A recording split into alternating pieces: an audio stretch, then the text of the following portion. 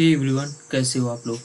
तो आज हम क्लास 9th की एक्सरसाइज 1.2 लेके आए हैं, जिसमें हम एक्सरसाइज की प्रश्नावली के सारे क्वेश्चन आपको बताने वाले हैं। तो आइए देखते हैं पहला क्वेश्चन क्या है। प्रत्येक अपरिमेय संख्या एक वास्तविक संख्या होती है। आप लोगों को पता होगा कि संख्या कितने प्रकार की होती है। दो तरह की होती है, एक वास्तविक संख्या और दूसरी काल्पनिक संख्या। जिन संख्याओं को हम संख्या रेखा में लिख सकते हैं उसको हम क्या बोलते हैं, उसको हम वास्तविक संख्या बोलते हैं, है ना। वास्तविक संख्याएं जो होती हैं वो दो तरह की होती हैं। कौन कौन सी? पहली परिमेय संख्या, है ना, और दूसरी कौन सी होती है? अपरिमेय संख्या, है ना। तो लिखा क्या है इसमें, प्रत्येक अपरिमेय संख्या एक वास्तविक संख्या होती है। तो हाँ, हम कह सकते हैं प्रत्येक अपरिमेय संख्या एक वास्तविक संख्या होती है, लेकिन प्रत्येक वास्तविक संख्या एक अपरिमेय संख्या ऐसा हम नहीं कह सकते। क्यों? क्योंकि वास्तविक संख्या में परिमेय संख्याएं भी आती हैं। तो प्रत्येक अपरिमेय संख्या एक वास्तविक संख्या होती है, क्या है ये? सत्य है। आइए अगला क्वेश्चन देख लेते हैं। अगला क्वेश्चन है, संख्या रेखा का प्रत्येक बिंदु अंडर रूट m के रूप का होता है, जहाँ m एक प्राकृत संख्या है। संख्या रेखा, मान लीजिए हम एक संख्या रेखा बनाते हैं। अगर ये देखिए, ये संख्या रेखा है तो इसमें 0 भी आएगा, 1 आता है, 2 आएगा, कोई भी नंबर आ सकता है, 3 आएगा। इधर अगर करें तो -1, -2, -3, ऐसे ये चलती जाएगी अनंत तक। तो क्या लिखा है इसमें, संख्या रेखा का प्रत्येक बिंदु अंडर रूट m के रूप का होता है। तो ठीक है, पॉजिटिव जो नंबर्स हैं वो तो अंडर रूट m के रूप के होंगे, लेकिन अगर ये निगेटिव नंबर्स ले लें तो हम अगर इनको अंडर रूट m रखें, अंडर रूट -2 जैसे, तो ये क्या हो जाता है, ये काल्पनिक संख्याएं हो जाती हैं, इमेजिनरी नंबर। कैसे? आपको पता होगा आई स्क्वायर, आयोटा इसको बोलते हैं, आई स्क्वायर इक्वल टू कितना होता है? -1। तो अगर अंडर रूट -2 लिखा है तो इसको हम क्या लिख सकते हैं, -1 इंटू 2। अब -1 की जगह आई स्क्वायर इक्वल टू -1 होता है तो क्या लिखते हैं हम लोग, अगर आई स्क्वायर इंटू 2, तो आई स्क्वायर से रूट कैंसिल, स्क्वायर से रूट कैंसिल, क्या आ जाएगा, √2i, है ना, √2i, जो कि आई आयोटा, इसको हम संख्या रेखा में नहीं लिख सकते। इस तरह की संख्याएं क्या होती हैं, काल्पनिक संख्याएं होती हैं।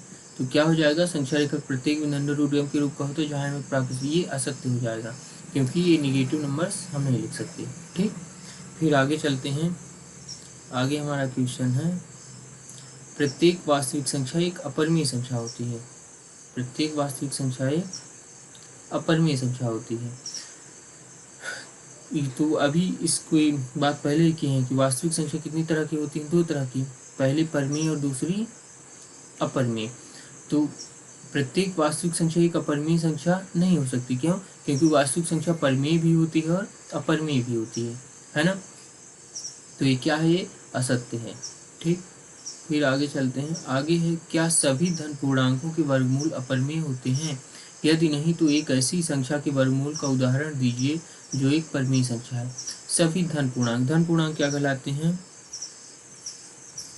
धन पूर्णांक जिससे मान लीजिए नंबर लाइन है 0, 1, 2, 3, 4 एंड सो ऑन, चलती जा रही है। इधर -1, -2, ये भी चलती जा रही है।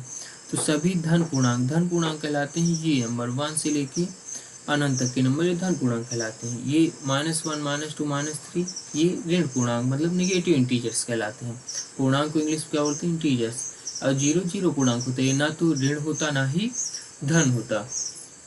तो हमसे क्या पूछा है, इनको, ये जो धन पूर्णांक होते हैं इनको हम प्राकृत संख्याएं भी कहते हैं, आपको पता होगा।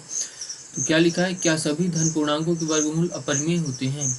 ठीक है, मैं इसके वर्गमूल करता हूँ। जैसे √2 हो गया तो ये तो ठीक है, अपरिमेय है। √3 हो गया, ये भी अपरिमेय है। √4 का अगर करूँ तो ये 2 आ जाता है जो कि परिमेय है ना।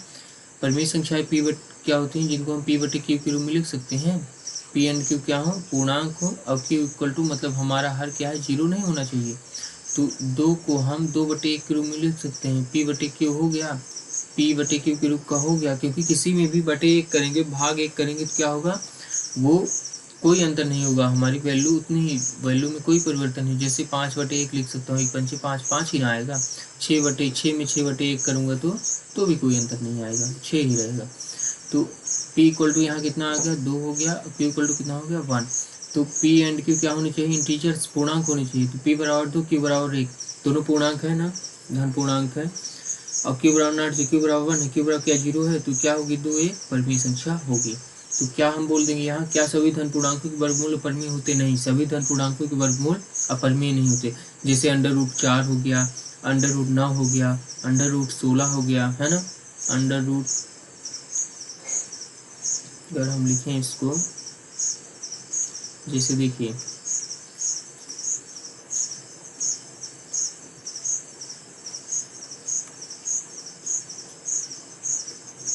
जैसे अंडर रूट 4 हो गया, अंडर रूट 9 हो गया, अंडर रूट 16 हो गया, है ना। जितने परफेक्ट स्क्वायर नंबर है ये सब क्या होंगे, भले रूट में है धन पूर्णांक है, लेकिन ये परिमेय संख्या होंगी, जितने भी परफेक्ट स्क्वायर वाले हैं। इसके अलावा अगर परफेक्ट स्क्वायर नहीं है, रूट में है, तो क्या होंगी, वो अपरिमेय संख्या होंगी। ठीक, अब देखिए अगले क्वेश्चन की तरफ। तो इसमें हम क्या बोल देंगे, क्या सभी धन पूर्णांकों के वर्गमूल अपरिमेय होते हैं, यदि नहीं तो एक ऐसी संख्या के वर्गमूल का उदाहरण दीजिए जो एक परिमेय संख्या हो। तो हम क्या लिख देंगे, नहीं सभी धन पूर्णांकों के वर्गमूल अपरिमेय नहीं होते हैं।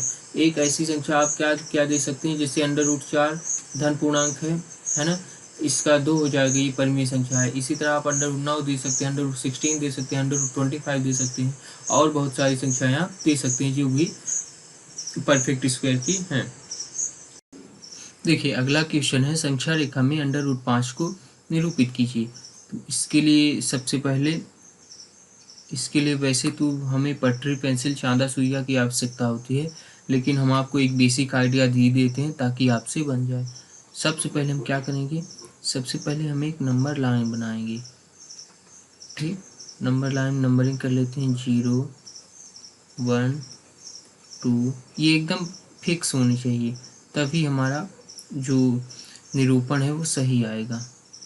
इधर ही संख्या चलती जा रही है, इधर भी चलती जा रही है, ये -1 -2 -3। अब देखिए क्या लाना है मुझे, अंडर रूट 5। तो यहाँ अंडर रूट 5 लाने के लिए हम पाइथागोरस प्रमेय आप सुने होंगे, पता होगी आपको, जिसमें क्या होता है, जिसमें एक सेकंड, इसको मैं कलर चेंज कर लूँ, हाइपोटेनस मतलब कर्ण का स्क्वायर इक्वल टू परपेंडिकुलर का स्क्वायर प्लस बेस का स्क्वायर, मतलब लंब का, कर्ण का स्क्वायर बराबर क्या होता है, लंब का स्क्वायर प्लस आधार का स्क्वायर।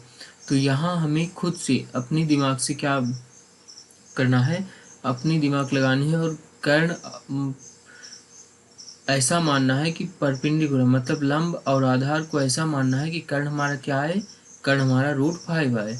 तो हम क्या मान सकते हैं, मान लीजिए हम परपेंडिकुलर क्या मान ले, 2 मान ले, और बेस क्या मान ले, 1 मान लो। तो 2 का स्क्वायर और +1 का स्क्वायर, देखिए 2 2 जा 4 और +1 1 जा 1 इक्वल टू 5 आया। अगर h बराबर करें, h स्क्वायर बराबर 5 आया ना, h बराबर क्या आ जाएगा, +-√5।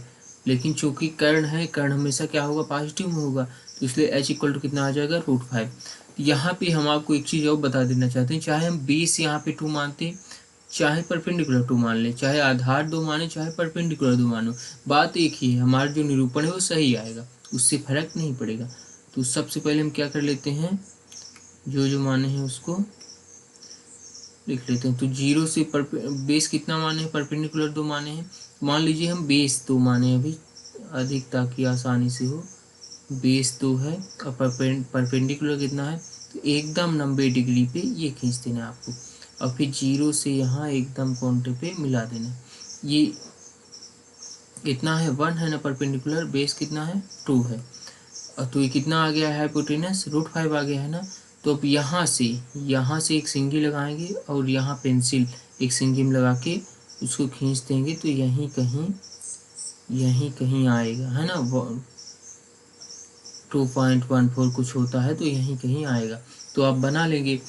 इसी तरह मान लीजिए जैसे ये तो √5 का हो गया, √2 का अगर होता, तो √2 में हम लोग क्या करते हैं, हम लोग √2 में भी सेम ऐसे ही प्रोसेस, ये 1 हो गया, मान लीजिए 0 2 3, इधर -1, ये लाइन चलती जा रही है। इसमें √2 कैसे आएगा, हम लोग दिमाग लगाएंगे, h स्क्वायर इक्वल टू क्या होता है, p square plus b square. तो अगर परपेंडिकुलर 1, ये आपको याद भी रखना है, ध्यान रखना है, 1 1 इसमें बेस और परपेंडिकुलर मानते हैं, तो 1 1 1 का स्क्वायर 1 और 1 का स्क्वायर 1, तो ये 2 आ जाएगा, एच स्क्वायर इक्वल टू, तो एच बराबर कितना आ जाएगा √2, है ना, √2 ही हमें लाना था। तो देखिए यहाँ हम 0 से लेके क्या करेंगे, यहाँ पे हम 0 से 1 खींच लेंगे क्या बेस, और यहाँ से 0 से 1 खींचेंगे, सॉरी ये हमने खींच दिया है क्या 1 से, यहाँ से नहीं, देखिए क्या करेंगे 0 से 1 मतलब यहाँ पे हम 0 से 1 खींच लेंगे और 1 परपेंडिकुलर एकदम 90 डिग्री पे खींच लेंगे और इसको मिला देंगे आपस में। ये कितना आया √2 आया ना हाइपोटेनस हमारा। अब यहाँ से और यहाँ एक सिंगी लगाएंगे, यहाँ पे एक सिंगी का एक सिरा और यहाँ पेंसिल का सिरा, और इसको ऐसे मिला देंगे इधर जहाँ आएगा, तो यही क्या होगा हमारा √2 की वैल्यू। ऐसे √3 का क्या करते हैं, √3 का हम यहाँ तक √2 जैसा ही करना पड़ेगा, और फिर इसको फिर हमें इसको बेस मानना पड़ेगा, इस लाइन को बेस मानना पड़ेगा, इसके अकॉर्डिंग फिर 1 खींचना पड़ेगा। तो क्या करेंगे, जब हम ये h का स्क्वायर इक्वल टू p का स्क्वायर प्लस b का स्क्वायर लगाएंगे फार्मूला, तो √2 का होल स्क्वायर प्लस 1 का स्क्वायर कितना हो जाएगा, √2 का होल स्क्वायर 2 ही होगा और 1 का स्क्वायर 1 मतलब 3, तो h स्क्वायर इक्वल टू 3 आया ना, तो h इक्वल टू कितना आ जाएगा √3। तो इसको मिला देंगे, √3 की वैल्यू आ गई, और यहाँ से क्या करेंगे, यहाँ पेंसिल का सिरा एक यहाँ, इसको मिला देंगे, 1 पॉइंट यहीं कहीं आएगा। तो आशा करते हैं आपसे बन जाएगा। इसके बाद हम लोग मिलते हैं अगली एक्सरसाइज में अगली क्लास में, ठीक, तब तक के लिए धन्यवाद।